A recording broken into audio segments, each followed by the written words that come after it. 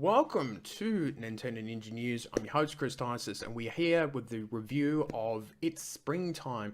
It's a very different educational game, and I will explain everything in the review. Let's get to it. Springtime is a lovely educational game for around, I would say, 2 years and above. You could probably go down to 1.5-year-olds, but I would supervise the Switch at all times. Now, this game essentially teaches you about the seasons and things like that. You see the game opening, this beautiful sun comes out, and it's all touch-based because it's supposed to be interactions between very young children and with parents and things like that. And it's teaching them about each season. And the game is, fairly short. It's not meant to be a big, long adventure.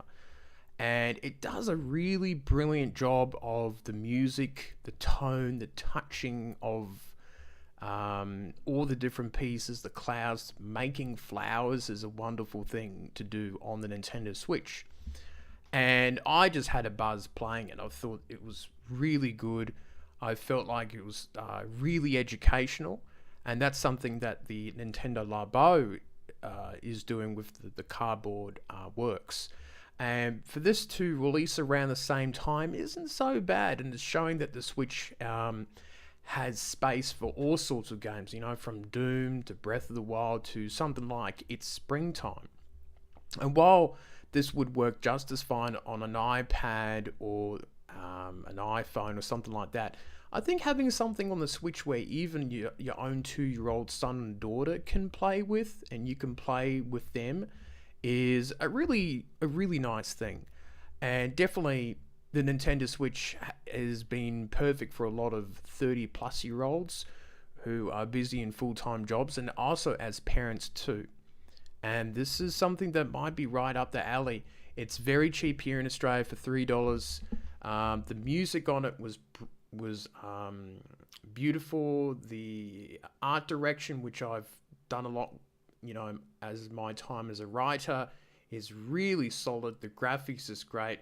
I wouldn't have minded a bit of a TV version of it where you could just move the stick around, but that might have been too difficult for its target audience. This is 2 years and above. But I think developers have done a fantastic job of this game. Let's get back to the Ninja News desk. So, what do I think of It's Springtime? Well, I'm going to go a bit crazy here and give it a 10 out of 10, which sounds, is this game on par of a Breath of the Wild or Mario Odyssey? Well, no. The reason why I'm giving it the top marks is it serves its intended purpose for young children.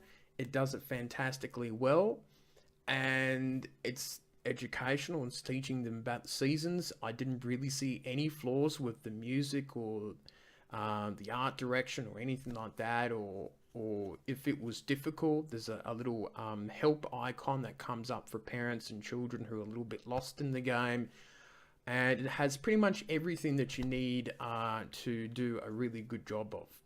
So I would love to see more educational games like that. And here in Australia, it's $3. America, it's going to be even cheaper.